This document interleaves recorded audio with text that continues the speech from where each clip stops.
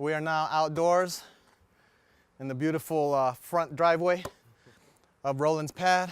Got the hoop up, got 2 balls, got a 3-point line, but it's probably not close to a real one. We're gonna play a game of knockout. If you don't know knockout, first one to make 3 from shooting behind this line gets the Steph Curry award for the day. Okay, so grab your popcorn, soda, whatever. Here we go.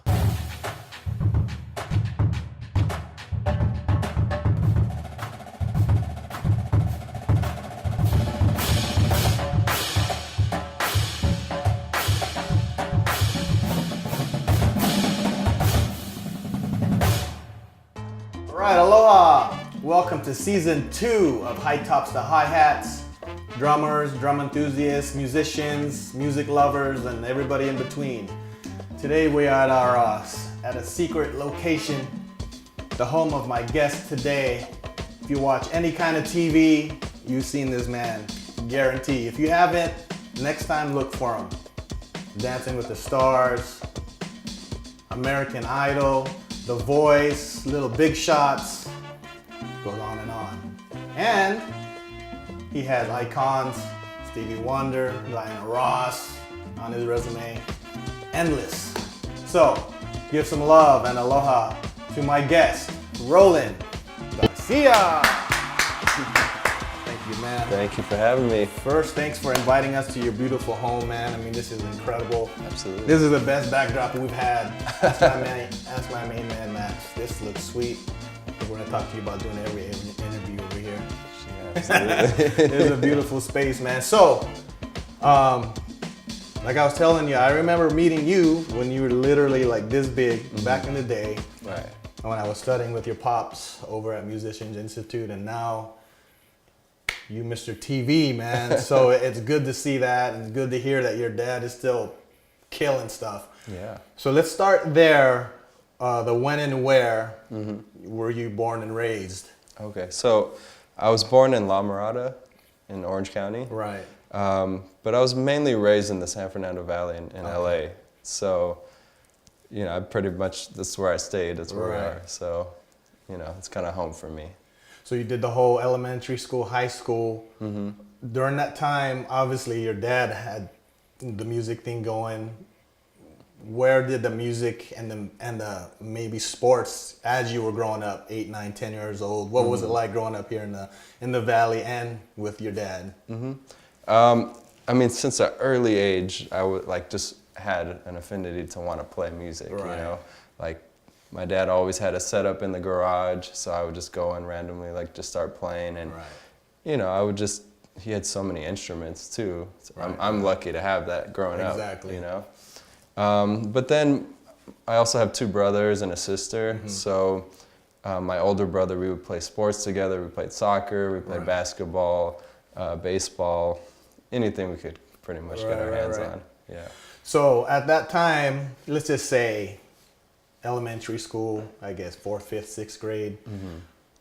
Was it just fun for you to bang, or did you at that point already realize, man, I think this might be something I want to do? Or was it a hobby for you at that time, maybe, 4th, 5th grade? Yeah. I think it was a hobby, but I think, like most kids, they want to be kind of like their parents, or like I looked up to my dad. So, I'd just follow his footsteps, and it was a very natural thing for me, Right.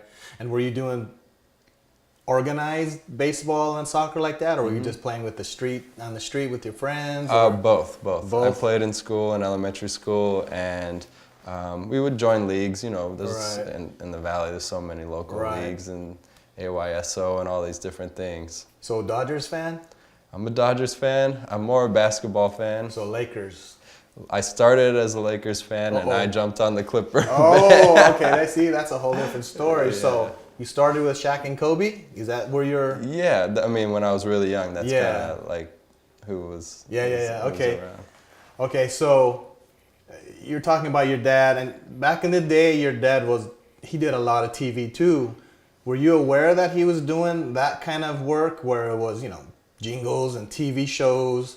And did that influence you to maybe try that path that you're on now? Or did it just happen organically that you're doing a lot of TV now? I think it happened organically, but he did do a lot of television and a lot of films. Yeah. So my dad played on like The Mummy Returns, Mr. and Right. Mrs. Smith, Sergeant Bilko, like all these like older films that, you know, it was great to like just hear my dad playing on these films. Right. We'd wait and see his name on the end of the credits. Right. And Right. that was always exciting. And he also did like some commercials. He was in a big Kit Kat bar commercial. Oh, yeah. Okay. And they had a salsa band at the I end remember playing. that. I actually do remember that. Yeah. Yeah.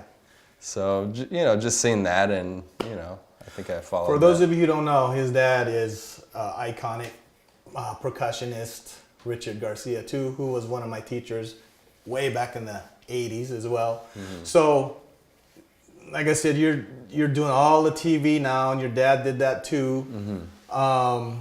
How did that come about? What was your first, I guess, which gig did you land first to get you down this TV path? Was it one of the big ones, or were you doing a lot of little shows?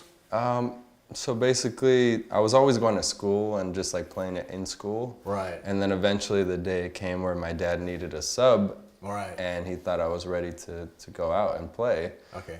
So my first like big gig where he threw me out there was with Frankie Valli. Ah, for So, Seasons. Yeah. So I think I was 16. Wow. And he sent me out there, and we flew to Florida, and I played. That was like my first gig. And then soon after 16? that, 16, yeah. Wow. Soon after that, he recommended me to play with Patti LaBelle. Okay. And then that's kind of, I feel like that's where I really learned how to play. Like, I see. I did that for like 3 or 4 years. So how old were you when you took that gig, the Patti LaBelle gig? This is some years after. I was around like 18. So did you graduate high school, or how did that work? I did. Oh, yeah. okay. Because if you were playing and gigging all the time, that would be rough. Yeah. I mean, also to go back to elementary school, since my dad was touring so much, and my mom worked for the airlines, we would go on tour with my dad. Wow. So That's a luxury, dude. yeah, we're so lucky that we would just hop on. We can just, you Yeah. know, wherever he's going, we'd follow him. Get that buddy pass. Exactly. Yeah. And I saw the whole world just growing up. And my teachers were cool with it. They're like, you're gonna learn it in a textbook, or you're gonna go out there and see it, you know? Yeah. That's what it's all about, is the learning and experiencing. You know, a book can only do so much, man. So that, hey, I didn't know you started that young. I mean, 16, stepping out with the big boys is insane. Yeah. So, what was the first TV gig that you got? First TV gig. I mean, I did like a few little performances, but the American Idol was, I auditioned basically to get that gig. And I was touring at the time, and I heard of, actually Gordon Campbell told me about an audition. Okay. And so then I went and did the audition. I ended up getting it. Right. And I was on tour at the time, so I had to like basically just give it up, you know?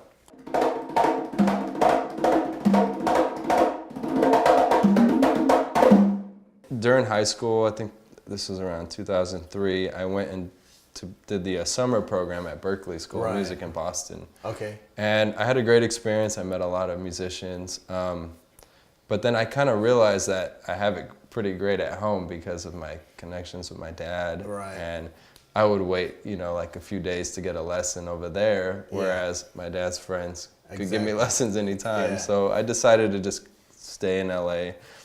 And then I just kind of like went the normal route. I went to JC. Right, okay. And I went to College of the Canyons, and then transferred to CSUN. And then that's where I really like learned about studying jazz, because that's what they still teach, and it's either classical or jazz in school. So then I did the jazz route, and I'm glad I did, because if you play jazz, you can play any style of music. Yeah. You know.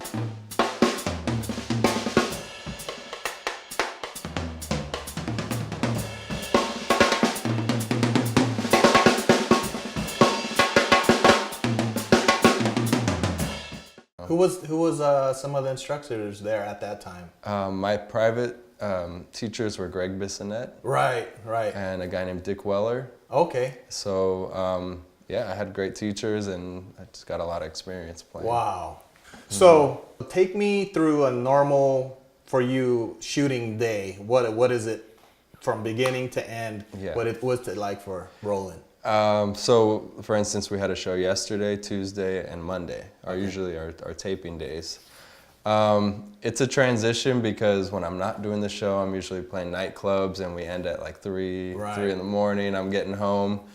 Now for this, I have to wake up at 3 o'clock. Wow. To get over there by 4:30. Uh-huh. So it's just, it's a small transition, but it's long days. Uh-huh. 4:30 start and we're done at around like 7 p.m. Wow. Yeah. So,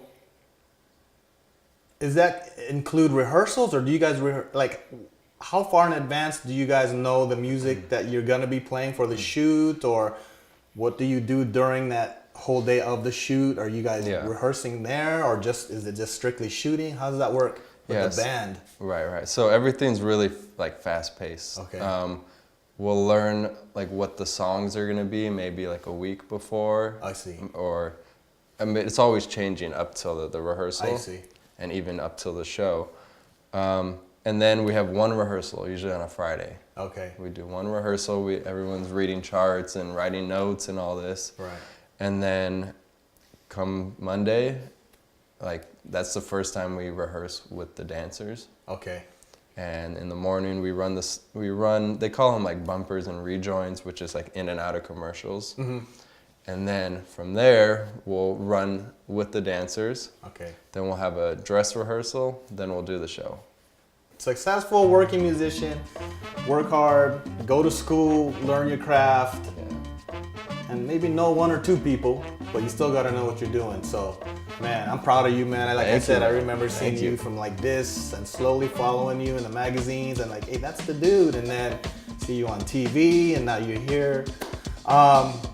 Again, first of all, thank you so much for inviting us out to the pad. Absolutely, thank you. We're gonna do some playing here. We're gonna go outside, shoot some hoops, and see if any Clippers now. See if you can have any Clipper skills. Maybe I can break out my Golden State skills, and we'll have a little game of something.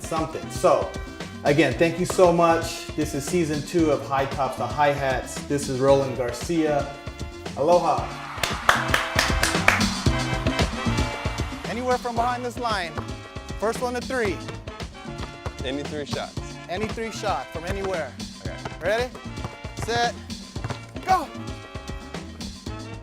Oh, one.